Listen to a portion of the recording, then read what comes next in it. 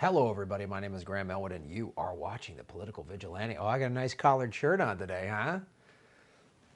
It's not because I haven't done laundry and I don't have any black T-shirts that are clean. It's because I wanted to dress up. Why would you even bring that up? Well, that's weird, man. You brought it. You brought it up. You brought it up. Um, so there's been a lot of fallout, I would say, since the Democratic debate.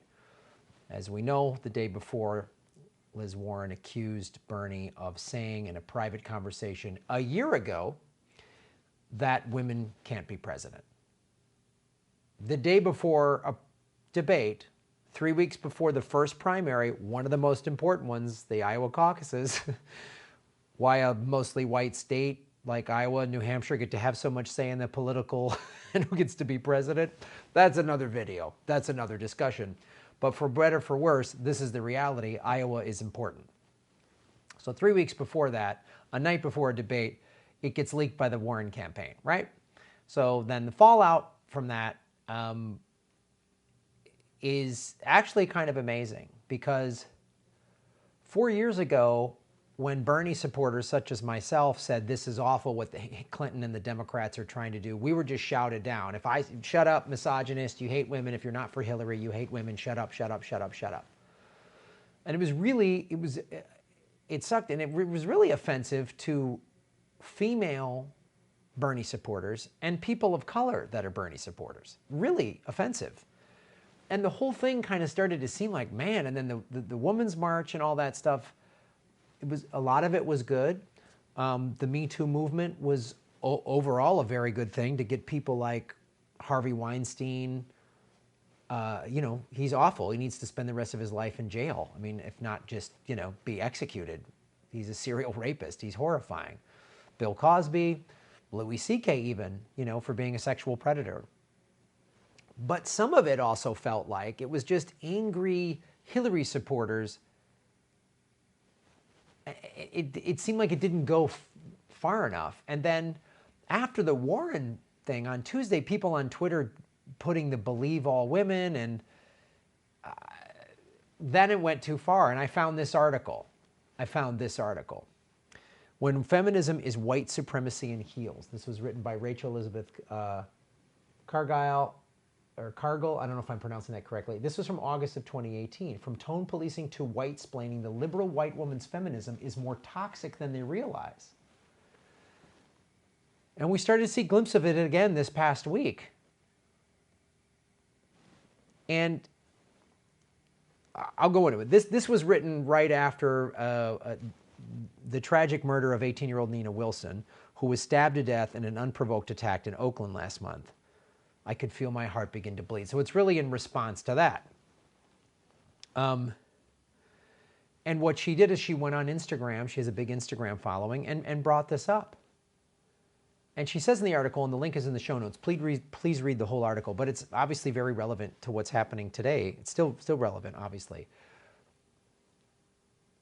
She got a lot of white women saying, we agree with you and it's awful, and how come, when a black woman is killed, it's like, nah, whatever, or when a black man, but when a white woman gets,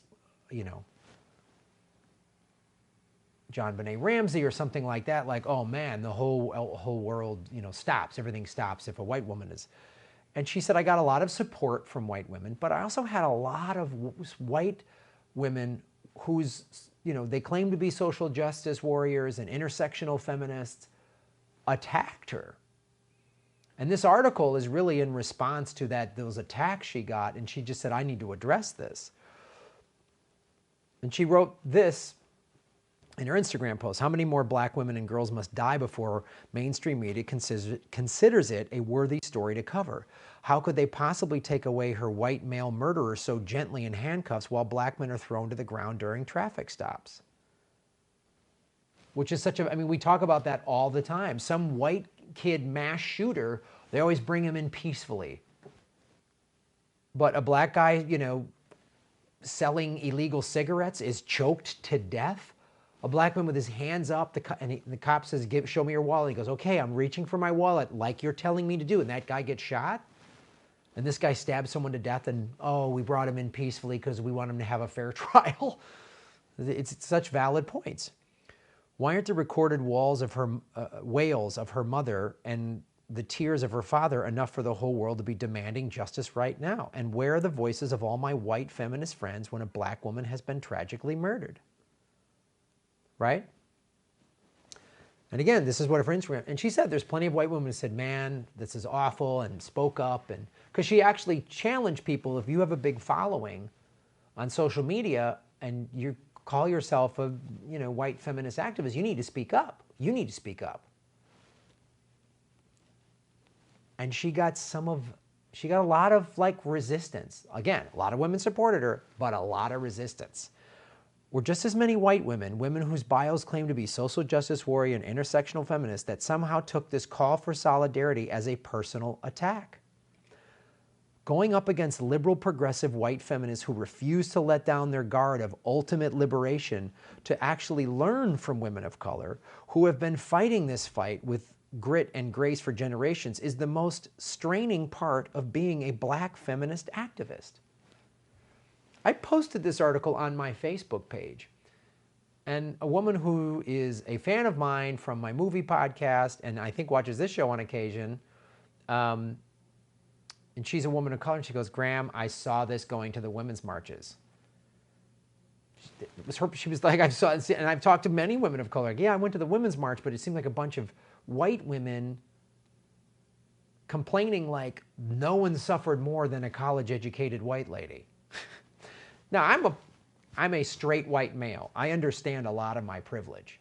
I really do, and I've really had to wake up to a lot of it. Some of it just as a comedian, and a lot of male comedians, like I started hearing all in the comedy world after the Louis C.K. thing. By the way, I called him out on Twitter a year and a half before it went public. When I found out, I was furious that guy, people still call him heroes. And I know female comics that are still like, well, I still like, there's been female comics that have defended that guy.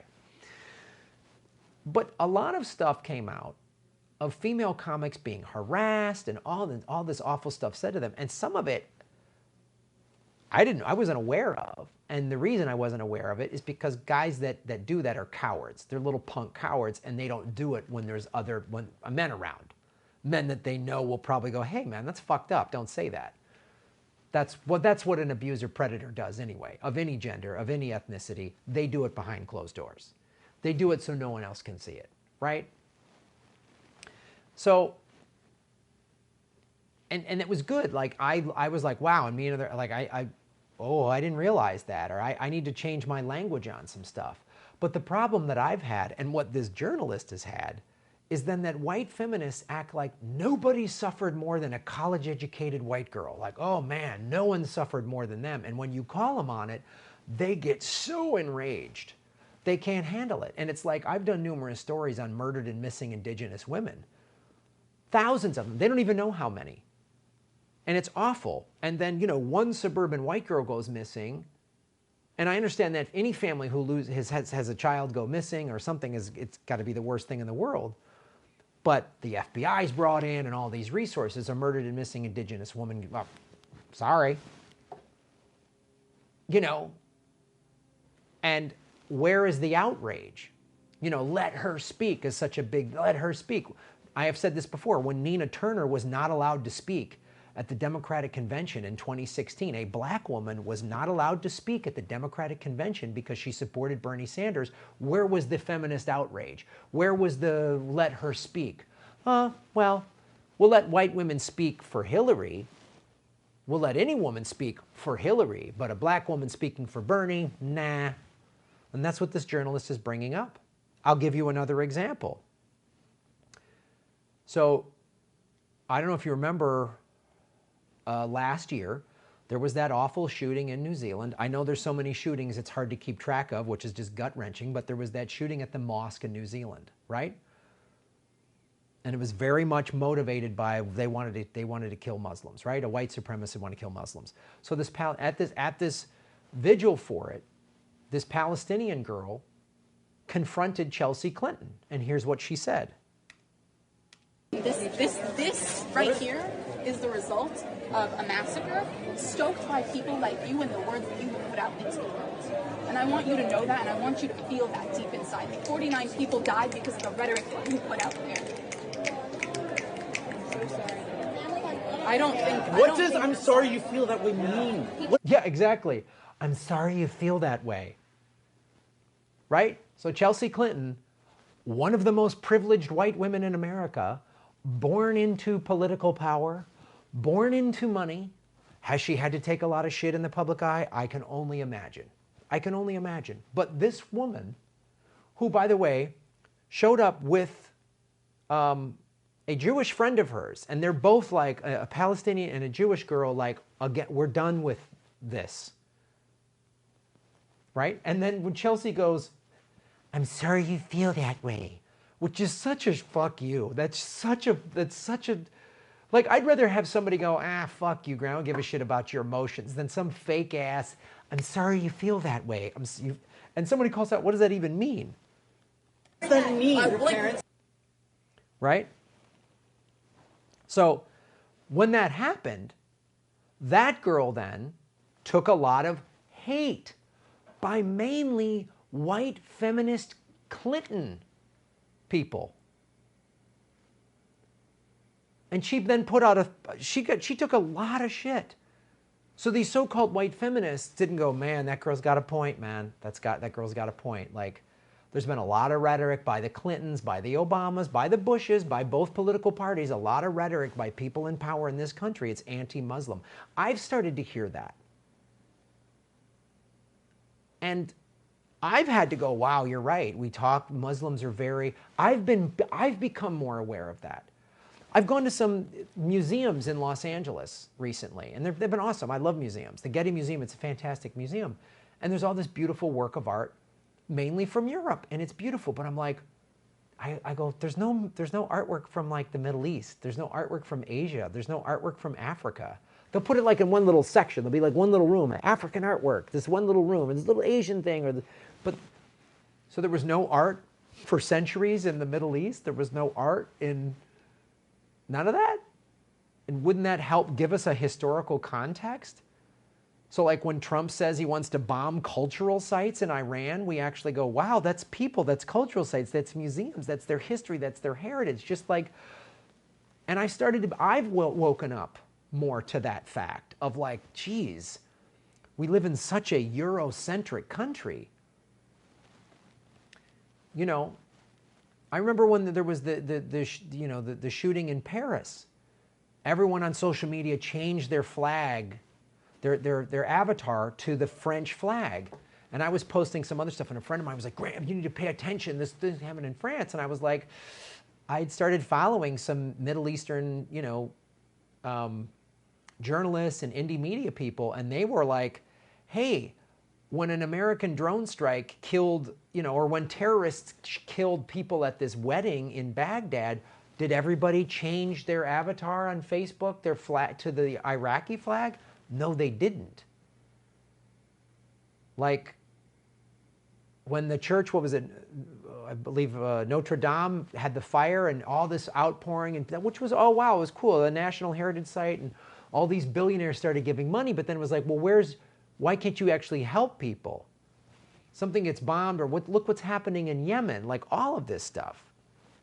So you've had to like wake your eye. That's one of the things about doing this and doing the Jimmy Dore show and doing this and doing the political vigilante, but also progressive comedy tour, is the wide swath of people that I've met from all different walks of life is huge. And we all need, and as a straight white male, I have to be very aware of my white privilege. I joke about it in my act. If you wake me up at 3 in the morning, I'll be like, I'm sorry, my fault, I didn't do it, Black Lives Matter, hashtag me too. But how come white women can't do this? Not all, but this type of like Hillary Clinton and now the Warren people just can't do it. So here's what Kathy Griffin, who lives in a $10 million home, by the way, and enjoys so much wealth and privilege. This is the girl that we just saw in the video calling out Chelsea Clinton. She said, good morning, everyone, except people bullying me through hate mail, right? And you done lost your mind coming up to a pregnant woman like you were going to attack Chelsea? I'm glad I wasn't there. You would have gotten a slam to the floor. Now you're like all this, you're insane, and the reason I no longer support Bernie, like crazy. All she wanted to do was say, hey, your family has helped perpetuate all these anti-Muslim attitudes. And let's be clear here, when Hillary Clinton was Secretary of State, she helped Obama take us from 2 wars to 7, right? She, as a senator, voted for the war in Iraq, voted for the Patriot Act. I've shown videos of Hillary in the Senate, on the Senate floor in 2007, saying Iran's a threat, we need to bomb them. So this girl calls it out for it. So here's what Kathy Griffin, you think this is bullying? Ha, ha, ha. I speak from experience. You can't imagine, you fucking pussy. A rich white lady is calling a Palestinian girl a fucking pussy. Wake up. We're all on this planet together. Chelsea Clinton does not deserve your misdirected anger. Excuse me? Excuse me. Really? So she can't hear. This is exactly what this journalist is talking about. This was March of 2019. This is exactly what she just can't. She just flips the fuck out and goes after her. And says stuff that if a white male were to say this to a woman of color, he would be crucified. Right? And let's be real clear on Chelsea Clinton. Ghislaine Maxwell, who settled out of court with Virginia Roberts Giuffre, Virginia Roberts, in sworn testimony, in a deposition under penalty of perjury. I want to make that real clear. When I say Virginia Roberts accused Ghislaine Maxwell, she didn't say it on an interview. She didn't say it on social media. She said it in a sworn deposition. So you just understand that. You put your hand on the Bible, you got to swear. So if Virginia Roberts lied in there and it comes up that she's lied, she can go to jail. Just so she said under sworn deposition, well, she implicated Prince Andrew for sure, but she said, well, Ghislaine Maxwell raped and trafficked her. Ghislaine Maxwell settled out of court, okay? Settled out of court, which is, you know, I don't know about you, but if somebody accused me of something I didn't do, I wouldn't settle out of court. I'd go to court and say, I didn't do this, and I'm going to clear my name, and the evidence is going to show that I'm innocent, and this person's... You settle out of court when you don't want it to go public what you did. 2 years after she settled out of court for being a pedophile and a sex trafficker, and numerous other survivors of Epstein's raping and sex trafficking have said Ghislaine Maxwell trafficked them. And some of them said she raped them. 2 years after that, Ghislaine Maxwell was invited to Chelsea Clinton's wedding. But she doesn't deserve your misdirected anger? We are often met with white women who tell us perhaps we should say things a little nicer if we want to be respected and heard. In this article, this journalist does a fantastic job. I've never read any of her stuff before, this article. Somebody just put it on Twitter, or tweeted it at me or something, and that's why I read it. So, but and please read the whole article. It's in the show notes. She explains to white women, when you talk this way to us, it's like when a man says, you know, when somebody mansplains to you. You know, as a woman of color, when a white woman talks to us this way, this is how we feel, the way you feel when a man talks down to you. She's very, very clear, concise, spelling it out. When confronted with ways to have they have offended a marginalized group with their words or actions, they immediately start to demand unity and peace, painting those they harmed as aggressive, mean, or divisive. Instead of listening to what the women of color are trying to express, they instead whip out the nice things I've done for people in the past, which is really condescending, right? That's like a man saying, I can't be misogynist, I have a daughter. Yeah, you can. Well, I'm a white woman, I'm married to a black man, I can't be racist. Yeah, you can. We can all be racist. Black people can be racist. Anyone can be racist. That's like I have black friends. I'm not racist. Nope. When women get so caught up in how they feel in a moment of black women expressing themselves that they completely vacuum the energy, direction, and point of the conversation to themselves and their feelings. Yeah. Sounds like my mom and sister. It is made painfully obvious that many white women believe that the worst thing that can happen to them is being called a racist.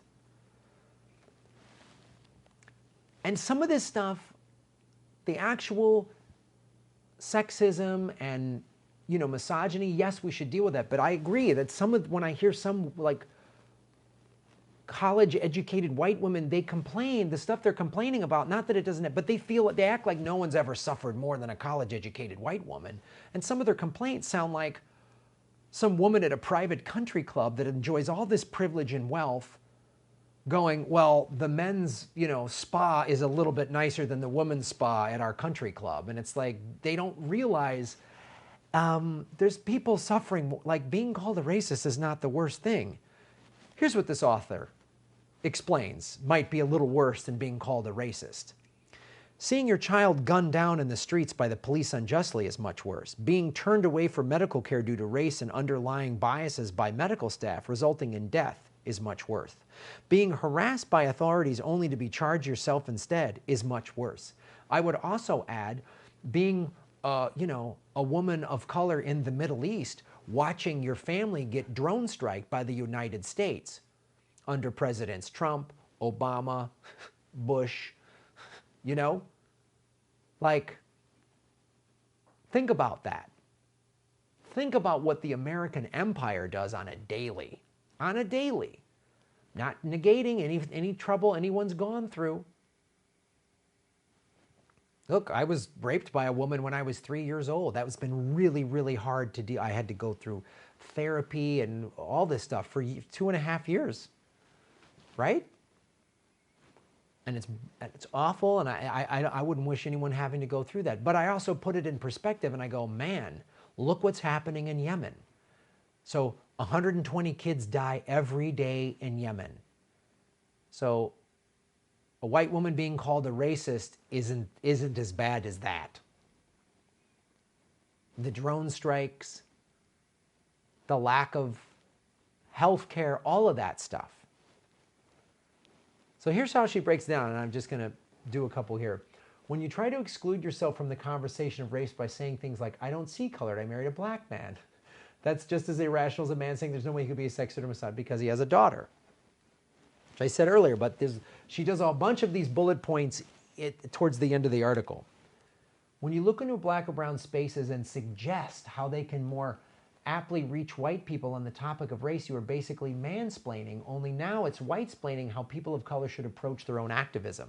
Yeah, I've seen that. I've seen a lot of white people, male or female, do that. There's like people of color like pissed off and saying, we want this to change, and the white person, and in this case she's talking about white women, feel that and get offended, and instead of going, fuck, you're right, I'm sorry, what can we do?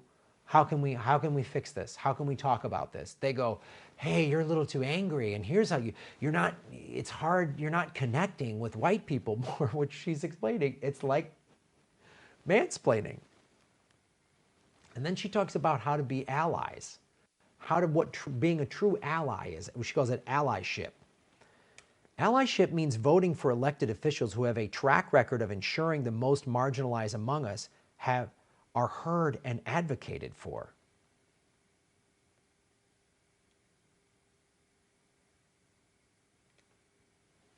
So maybe on the bar of registration, State Bar of Texas registration card, this is in 1986, Elizabeth Warren lists her race as American Indian. She did this too to get into Harvard. So she lied about being Native American. If that's not white privilege, I don't know what is. She basically took a spot. So this is 1986. Right? I don't know when she went to college, probably. So there was somebody in the late 70s or 80s. There was a young girl on a Native American, on an Indian reservation, which having directed that, I'm not Native American, but having directed that TV series, I met a lot of Native Americans who told me what life on the reservation was like. Some of them was okay. A lot of them, it was really hard. So there was some young girl who could have gone to Harvard, but her spot was taken by privileged white woman Elizabeth Warren, who claimed, and even if she is 1/32nd Cherokee, come on, she doesn't look Native American. She gets treated, right, like a white person. I understand white privilege. I walk into a store, a restaurant, nobody goes, uh-oh, white guy, straight white guy's here. Hi, how you doing? I'm treated well in stores. Nobody gives me a hard, nobody. And white women too, there's video after video after video on YouTube of white women getting up in cops' faces. And the cops, oh, ma'am, settle down. If I did that as a white guy, I'd be arrested. If I'm too aggressive with cops, and I've had cops tell me to shut up when I was just disputing something with them in a calm tone. Imagine, and that's as a white guy. Black guys, they don't even get that. They're not even told to shut up. They just get hammered. They get beaten up. They get shot. So when it says voting for elected who have a track record of ensuring the most marginalized among us are heard and advocated for. This is not advocating. This is stealing somebody's spot. You could have gotten to college plenty. She said her dad was a janitor. She's really tried to play up this, oh, I'm Native American. I came from this tough, hard life.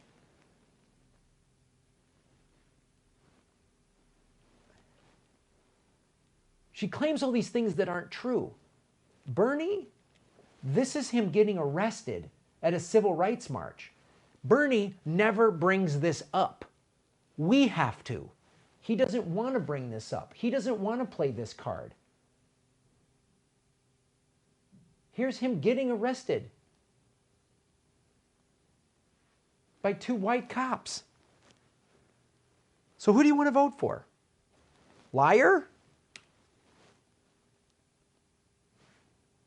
Trying to be understanding he had white male privilege and saying it ain't right that I have all this privilege, so I'm going to try to fight for people that don't. That's what you do. When you realize the privilege you have, you go, then that ain't right. I got to do something about this. I'm not wealthy. I live in a 1-bedroom apartment. I lost my home to foreclosure like millions of other Americans of all different ethnicities and genders.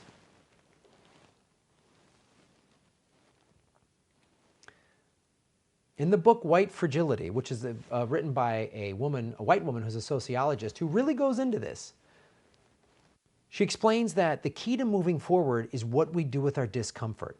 We can use it as a door out, blame the messenger, and discard the message, like Kathy Griffin did. Or we can use it as a door by asking, why does this unsettle me? What would it mean for me if this were true? I was told I grew up in a nice, middle-class, Midwestern life. I was told to trust the police, and I have, even today. You know, I ride public transportation, and there's like a homeless guy or some dude's looking sketchy, and the cops come on the train. There's a part of me that goes, ooh, good, the cops are here. Because they haven't been habitually hassling me. I've had to come to grips with that. I don't want to say all cops are bad, because I have some cops that are friends, but there's a problem we have in this country. It's disproportionate. And so cops don't hassle me every day, so I don't assume that they're bad. So I had to really reframe that. I've never been pulled over by the cops for no reason. When I drive through a black neighborhood, the cops don't pull me over and go, what's going on? What are you doing in here? You know? And I've had to really look at that and go, wow. Again, as a comedian, as a male comedian, hearing all these female comics tell their stories, I was like, man, all right, I gotta reevaluate this. So that's what this author of this book is asking. This book was written by a white woman, and then the author of this article that I'm quoting is saying, and this is on all of us. This is on all of us. Right? Why does this unsettle me? What would it mean for me if this was true? We're all victims of how we were born. I had no control being a white guy born into a middle-class family in America, in a privileged country. I had no control over that. But once you start waking up, then how you proceed, how you deal with these questions, that is on you. That is on me. Because let me tell you something. All of us in America have more privilege than everyone in Yemen. All of us do. Just about. Just about. So we all have to look at this. I understand my white male privilege. I do. as best as I can, and I try to understand it as best as I can. And doing this show and having you send comments to me and all this stuff helps. So when a political candidate lies, and it's obvious that that candidate lied, the identity politics of the neoliberal come in and say, believe all women. This is not a believe all women. What Liz Warren did was not a woman who was sexually assaulted or harassed and everyone's telling her it's you shouldn't be quiet or you shouldn't have wore that tight skirt or whatever. This is calculated, and this shows about the content of her character. Again, the content of her character. Why did she put that down there? She was using that to her advantage. It'd be one thing if she looked Native American and she was called that and people said racial slurs to her and she was treated differently. Okay, you know, nobody thinks I'm Native American or Latino or anything. Nobody thinks that, and they're right. I'm a white guy. I have some Spanish blood in me from a million years ago, from when the Spanish Armada made a stop in Ireland. But I walk into a room, I'm a white guy. And now I got a little gray in my hair, so I'm even given more immediate respect. Content of your character, folks. Thanks for watching the show. Please read this whole article all the way through, and I would suggest reading the book White Fragility, especially if you're a white person. Because if we're going to be real, true, free-thinking progressives, if our goal is to make the world a better place, that's my goal, that's the goal of this show, then we all got to ask ourselves these questions. Why does it unsettle me? What would it mean for me if this were true? What would it mean for me if this were true? Thanks for watching the show, everybody. Like, share, subscribe, send the videos out there. The more people that watch, the more the message gets out there, because they're not talking about this. The corporate media thrives on keeping us divided. They love. Fox uses its own, tactics to keep people divided, and MSNBC and CNN use identity politics to keep us all divided. This is about, one of the ways to unify is we got to confront the problems. We got to confront our own privilege and our own racism. We got to confront that and talk about it. Yeah. I don't know what it's like to be a woman. I don't know what it's like to be a woman in this country. I don't know what it's like to be a person of color. I have no idea. I don't know what it's like to be gay. I have no idea. I have no idea. I've had people be racist towards me because I went to a predominantly black, well, not all, my junior high was 60% black. My high school was 40% black. So I had to deal with some racism just because I was white, but not nearly to the same extent.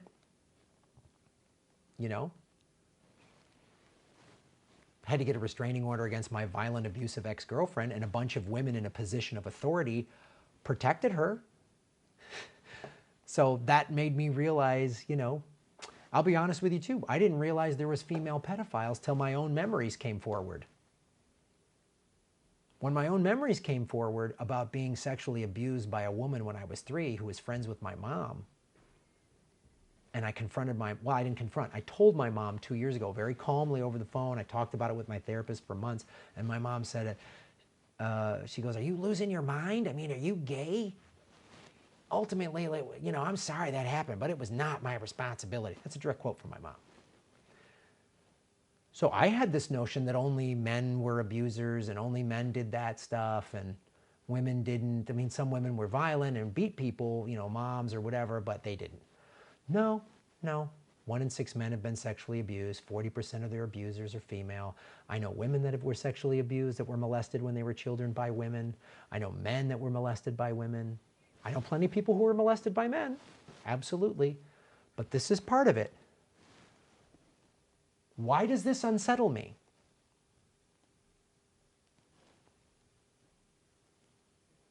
We're talking about race? Absolutely. Let's talk about all of it, man. Let's get it all on the table. I would love to sit down and have a conversation about all this because, I'll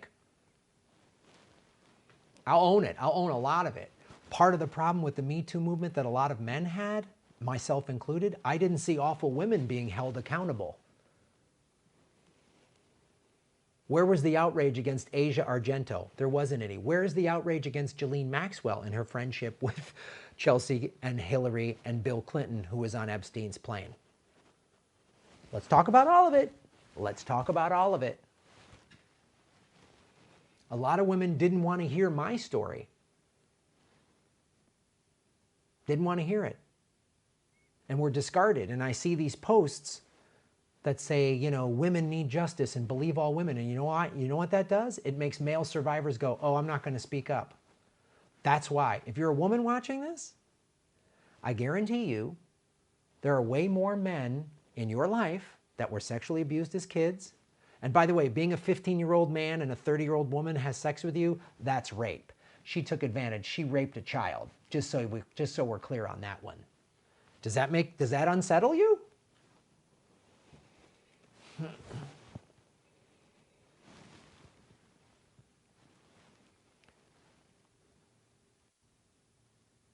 You're told, be quiet. Anyway, let's all get a little unsettled. And what would this mean for me if it was true? I've had to confront a lot of this myself, and that's why I do this show. And when I put my Me Too story out there, a lot of men came forward and told me their stories. Almost none of them have done it publicly. I'm not chastising them at all. The reason they don't is because men feel like they can't talk about it. So let's all start talking. Let's all start talking a little bit. I appreciate this author. Thanks for watching the show, everybody.